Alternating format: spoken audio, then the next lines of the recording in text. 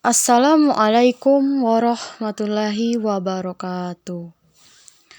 Perkenalkan, nama saya Rima Marianti, kelas PAI 3F, tugas matkul Media dan Teknologi Pendidikan.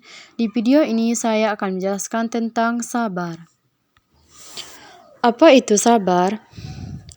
Sabar ini definisi sebenarnya adalah menerima takdir Allah dan ikhtiar mencari jalan keluar semampunya. Lalu, seseorang di antara kita bangun di pagi hari, flu, sakit misalnya, demam. Maka ini takdir Allah. Bagaimana caranya supaya dia sabar? Dia terima dulu itu bahwa Allah menguji saya dengan penyakit ini. Langkah kedua, ikhtiar. Cari jalan keluar semampunya. Minum obat, ke dokter, minum air hangat semampunya. Lalu, sesuai dengan syariat Allah, kita tidak boleh berobat dengan hal yang diharamkan. Sebagaimana sabda Nabi SAW dalam hadis yang sahih, yang artinya Allah tidak akan menjadikan kesembuhan kalian dari hal-hal yang Ia haramkan. Itu adalah contoh dari aplikasi definisi sabar tadi. Salah satu perangkat di dalam agama Islam yang sangat ampuh dan kuat untuk digunakan dalam roda kehidupan di muka bumi ini. Tentu ada banyak ya. Perangkat-perangkat yang Allah siapkan, tawakal, menyerahkan urusan kepada Allah, sabar, yakin, ikhlas, banyak. Tapi kita sedang membahas bab sabar ini. Dalilnya, kalau Allah yang Maha Suci dan Maha Pemurah memerintahkan kita untuk bersabar, yang pertama adalah surah Al-Imran ayat 200 yang berbunyi, A'udzu billahi minasyaitonir rajim. Bismillahirrahmanirrahim.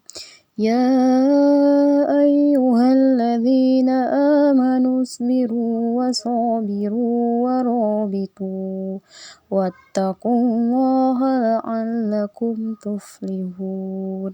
Tentu ada lanjutan ayat ini, tapi saksi bahasa di angka toleransi Imam Nawawi rahimahullah sampai di sini. Wahai orang-orang yang beriman, bersabarlah kalian dan kuatkan kesabaran kalian. Jangan hanya sabar di hari pertama, sabarlah sampai akhir. Kepada orang yang beriman, pasti akan diberikan jalan keluar dari hidupnya. Maka tentu saja dia akan tenang saja di sini, dia kuatkan kesabarannya. Macam-macam sabar dan hikmah sabar. Yang pertama, sabar dalam melaksanaan taat kepada Allah. Sebagaimana Allah berfirman dalam Quran surah Toha ayat 132 yang artinya, dan perintahkanlah keluargamu mendirikan sholat dan bersabarlah dalam memerintahkannya. Dalam ayat ini disebutkan perintah sabar dalam melaksanakan taat, yaitu seorang suami harus bersabar dalam memerintahkan istrinya untuk mengerjakan sholat. Memang seperti itulah tugas seorang suami. Ia harus bisa memimpin bahtera rumah tangganya dan memerintahkan keluarganya untuk melakukan kebaikan. Yang kedua, sabar dalam menjauhi kemaksiatan. Sebagaimana firman Allah dalam Quran surah Yusuf ayat 33 yang artinya, Yusuf berkata, Wahai Robku, penjara lebih aku sukai daripada memenuhi ajakan mereka kepadaku. Dan jika engkau tidak hindarkan aku dari tipu daya mereka, tentu aku akan cenderung untuk memenuhi keinginan mereka, dan tentulah aku termasuk orang-orang yang bodoh. Yang ketiga, sabar dalam menerima takdir Allah.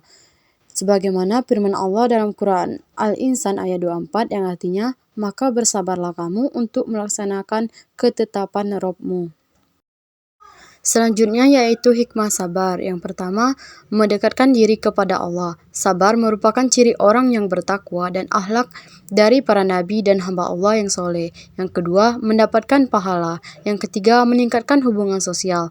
Sabar dapat membantu meningkatkan hubungan sosial. Yang keempat, mengendalikan diri. Sabar merupakan kemampuan mengendalikan diri yang mencerminkan kekokohan jiwa. Yang kelima, memperbaiki diri. Yang keenam, pantang menyerah. Sabar dapat membantu orang yang untuk kembali bersemangat dan tidak mudah menyerah saat mengalami kegagalan. Yang ketujuh, dicintai oleh Allah. Allah mencintai orang-orang yang sabar. Yang kedelapan, mendapatkan bimbingan Allah. Allah akan bersama orang-orang yang sabar dan memberikan pertolongan, perlindungan, dan bimbingan kepada mereka. Mungkin hanya itu yang dapat saya sampaikan. Jika ada salah kata, mohon dimaafkan. Saya tutup. Wassalamualaikum warahmatullahi wabarakatuh.